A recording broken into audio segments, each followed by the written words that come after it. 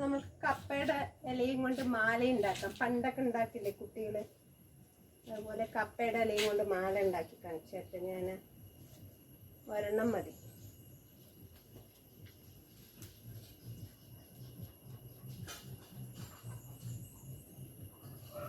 ഇങ്ങനെ കുഞ്ഞു കുഞ്ഞു കണ്ടായി പൊട്ടിക്കാം.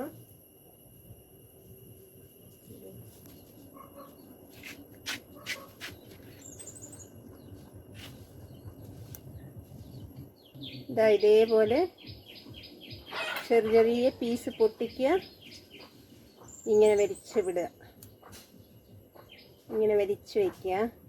അതേപോലെ ഒരു സൈഡ്, രണ്ട് സൈഡ് ഒട്ടും ഓരോരുന്ന്. ആദ്യം ഒരു സൈഡ് ഒട്ടൊന്ന് കഴിഞ്ഞു. നമ്മൾക്ക് ഇതിന് ഈ ഇലേനെ ലോക്കറ്റ് ആക്കാം. ഇത്ര വലിയ ലോക്കറ്റൊന്നും വേണ്ടല്ലോ, ഇത് മതി ലോക്കറ്റ്. ഇനി ഇതേപോലൊരു ചെറിയൊരു കോലെടുക്കാം. ഇതാ ഇതേപോലൊരു കോലെടുത്തിട്ട് ഇതിൻ്റെ ഇവിടെ കുത്താം. എന്നിട്ട് ഈ എൻഡിലും ഒന്ന് കുത്താം.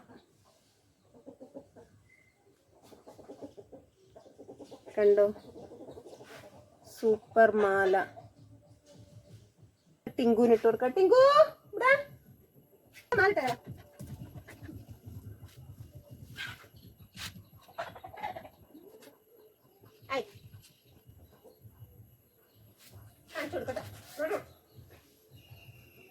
മാല പൊട്ടിയടാ.